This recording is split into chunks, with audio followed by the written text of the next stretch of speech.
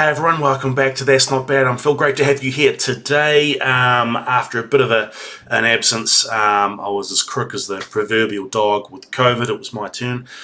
So on the upward curve now. So back into it. Al Murray. All jobs are terrible. Now, when we did Al Murray a wee while ago now, it's been a wee while, I thought he was excellent and quite a unique act, but he also came across as quite a smart, intelligent sort of guy, just with what he was delivering. So he stood out quite a bit, and I thought he's definitely someone that I'm going to revisit. So thank you for all the recommendations around Al Murray. All jobs are terrible is a routine that was suggested quite a few times, so that's what we're going to check out today. So we'll get straight into it. Here we go. Boom. No job's all it's cracked up to be. That's a fact. Fellow there in the jumper, what's your name, sir? Carl, what do you do, sir? Production manager. Production manager? Ooh, what have you production managed that we might... Conferences. Conferences? Fucking hell, non-essential personnel. Yeah, is that all it's cracked up to be? It's all right, yeah. No, it's not all it's cracked up to be, is it? Cleaning windows, is that all it's cracked up to be? There we go. No, working IT, is that all it's cracked up to be? No, being a fireman, is that all it's cracked up to be? Yeah. No, it isn't. Yeah. Well, sat around all day doing fuck all, waiting for something to happen. Working for Red Bull, is that all it's cracked up to be, love? Not at the moment. No job in the world is all it's... Being a teacher, is that all it's cracked up to be? No, it isn't, love. No, it isn't. Apart from the holidays, no, it isn't. Oh, teachers hate being reminded about the holidays. Being Pope is all it's cracked up to be. Now, being Pope looks like a good job, doesn't it? Yeah, head of the world's biggest church, you can tell people to do all sorts of stupid stuff and they have to fucking do it. Brilliant, sounds brilliant, Fucking doesn't it? Sounds like a fucking gas, doesn't it? Yeah, but no one listens to the Pope, do they? No one. Do we have any Catholic ladies present this evening? Yeah, one down there, yeah? Yeah, what's your name, love? Jenny, beautiful British name. Now, you're a Catholic, of course you understand the Da Vinci Code and all that. Good girl. Now, basically, yeah, you don't listen to the Pope, do you, darling? You don't listen to the Pope, do you?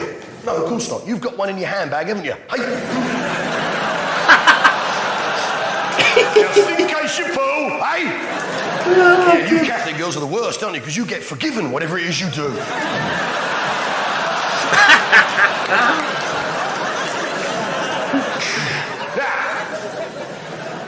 it's been a year. Now, the truth is, no one listens to the Pope. Mind you, I wouldn't want to be Pope because you've got to wear a dress, haven't you? You've got to wear a frock. Not fucking interested. But no one listens. And it's a shit job, isn't it? Because who here likes Christmas dinner? What do we like? Christmas dinner. When do we want it? Christmas. Not now, Christmas. Oh, for fuck's sake. Everyone loves Christmas dinner. Yeah, and you'd think, being the Pope, Christmas Day would be the best day of the year, wouldn't it? Because you get to eat Christmas dinner all fucking day. You just stuff your face for the Christmas dinner, 24 hours of the day, Christmas Day. You'd think that being Pope. But no! This is why being Pope is not what it's cracked up to be. Right, because not only is no one fucking listening, but he has to say grace in 178 languages. Does he have, and apologies in advance if I get this really wrong, does he have like a, is it London or like an East London accent? Like, I'm thinking, I listen to him and I think of Danny Dyer or EastEnders, which I don't watch or haven't watched for many, many a moon. But that's a London accent, I'm guessing, right? You know, gaff and fuck and just sounds London to me. Correct me if I'm wrong. Christmas dinner. Tear you to fucking pieces, wouldn't it? In nomine Patri et Filio et Spiritus Sancti. Oh, I can smell those sausages. Those sausages wrapped in bacon. Oh, one of them sprouts. Sprouts. We only have them once a year and they disagree with me, but I fucking love them. Gravy. Oh, fuck it, I'm going to skip Spanish. They're not listening, are they?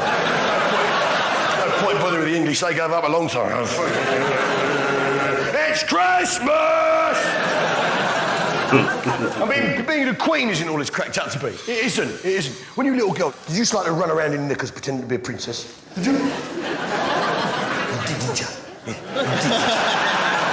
You did, didn't you, love? Yeah. Tell me you did, yeah? In fact, let's skip that. When was the last time you ran around in knickers pretending to be a princess? When was that? On your honeymoon?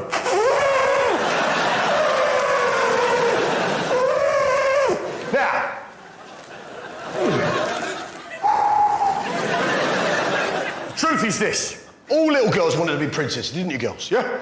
Yeah, but actually, being a queen is not all it's cracked up to be, is it? Right? It's not all it's fucking cracked up to be.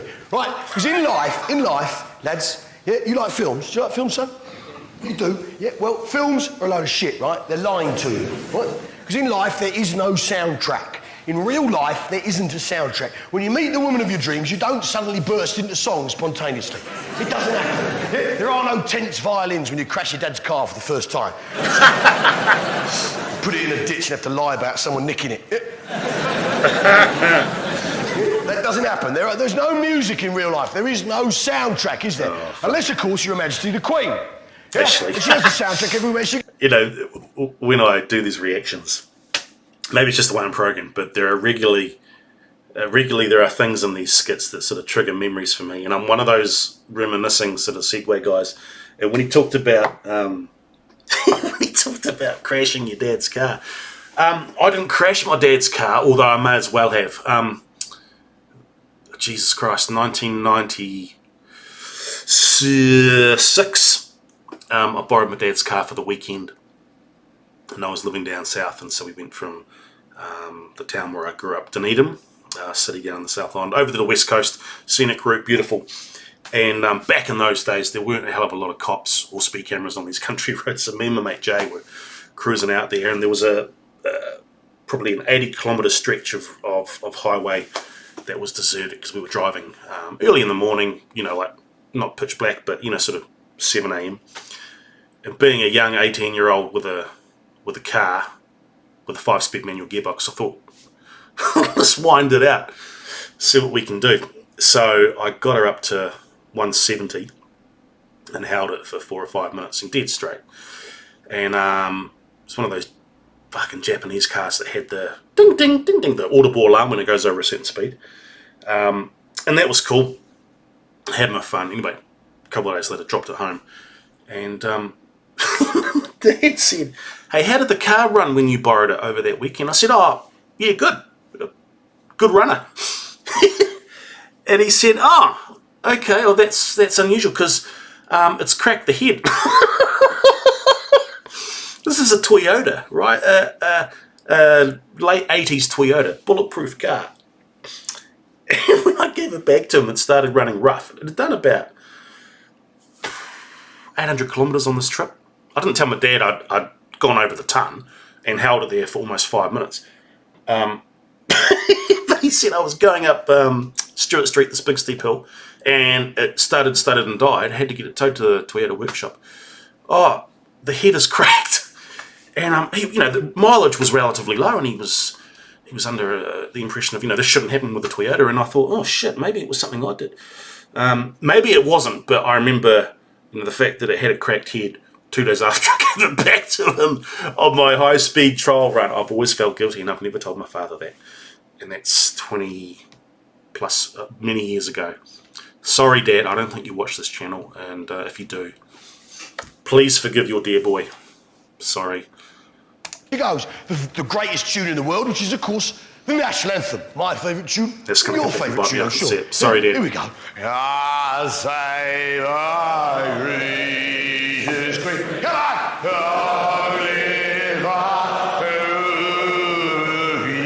I say the Queen.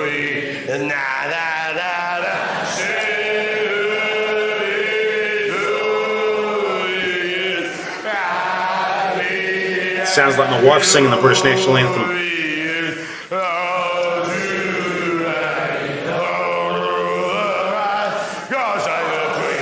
Right, so, best tune in the world. Yeah, to you and me. To you and me. Yeah, to Her Majesty the Queen. It's the most fucking annoying thing in her life. Everywhere she goes, she has a soundtrack to her life, but it's the same tune every single time. You see her at a state function, her eyes go blank and dead. She's thinking, oh, fuck, here we go again. Turns up in her furs and that sort of furry helmet crown thing, turns up, and then has to make shit small talk. Oh, really, you're a fireman? Well, get on with it then. IT, you disgust me, grow up. Put the chips down, Big Bob. Now, so that job's not all it's cracked up to be, but being an astronaut is definitely Not all it's cracked up to be. Now, do you like sci-fi films? Huh? You like them? You like a bit of the old sci-fi? Do we like a bit of the old sci-fi? Did you see the last Star Wars film? Do you like that? Like the Revenge of the Sith, wasn't it? Revenge of the Sith. Revenge of the Sith. Like that. And it was the 6th film, but in fact it was the 3rd film, wasn't it? Because how those films work is the 1st, 2nd and 3rd film, and the 4th, 5th and 6th film, and the 4th, 5th and 6th film, and the 1st, 2nd and 3rd film. Fucking Yanks. Now, what is this? What is this? You love that film, don't you? You love it. Yeah, old Darth Vader. All that, yeah. And the old stormtroopers. All that, yeah. And the old Wookiee. All that, yeah. The X-Wing fighters and the droids. Well, you love all that, don't you? You love all that. You love it, don't you? Say I love it. Go on, I love it. Yeah, well, it's for kids. Fucking grow up. Being an astronaut isn't what it's cracked up to be. Now, Harvey, do you remember the moon landing, sir? Of course you do, back in the late 60s, and you know late 60s. Now, do you remember the names of the men who landed on the moon, Harvey? No, you don't. Right, okay. Rhoda, any idea? What? The names of the astronauts.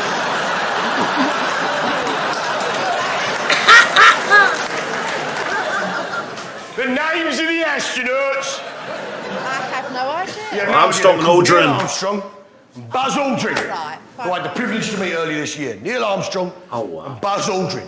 Yeah, first 2 men on the moon. Yeah, one small step from man, one giant leap from mankind. All that. $25 billion spent to discover that when you walk on the moon, you walk like a fucking gingerbread man.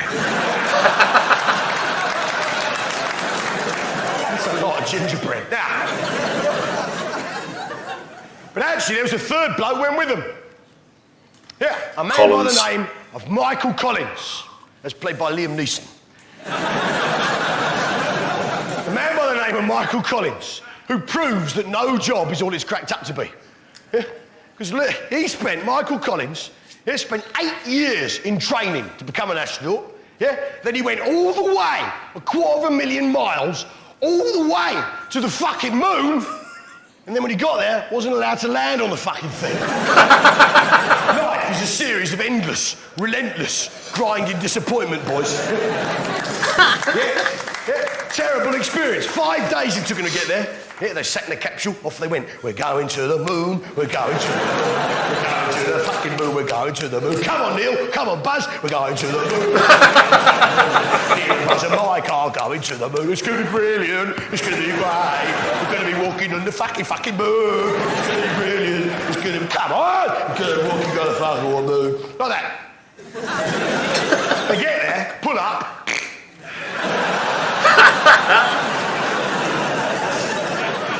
And the other 2 have become increasingly shifty as the journey has progressed.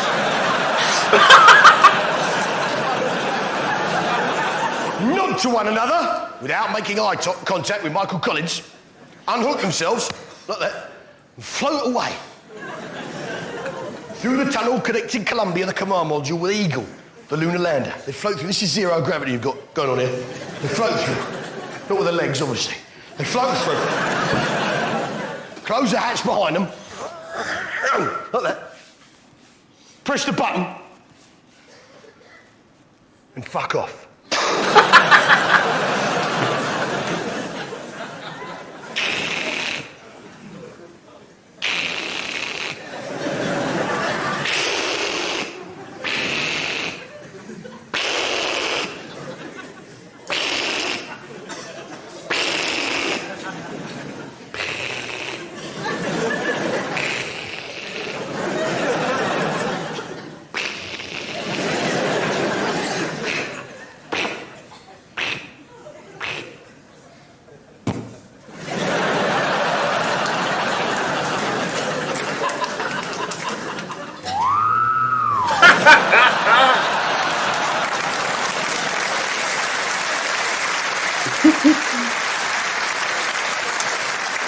The first men on the moon, leaving Michael Collins on his own in that command module. On his own for 23 hours. On his own, going round and round the moon. On his own for 23 hours in 44-minute orbits, round and round the moon. 23 hours, plenty of time to ponder exactly how fucking disappointing being an astronaut.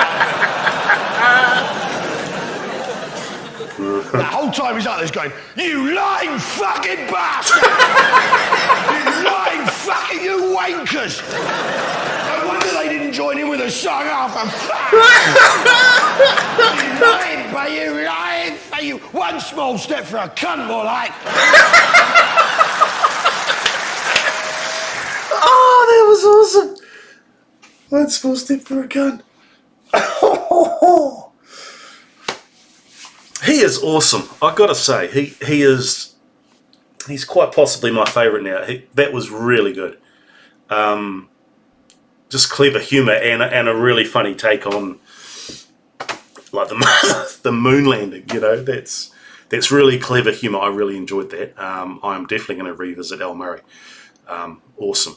And you know, just his if it is a London accent, I think that just helps with the delivery. You know, it's sort of, as I've said before, you know, accents are fantastic and it just adds to the storytelling. So that was really good. Hope you enjoyed that one. Love the feedback, love the comments, always the recommendations as well. So great to have you here. Wherever you are in the world, stay safe, take care. Cheers.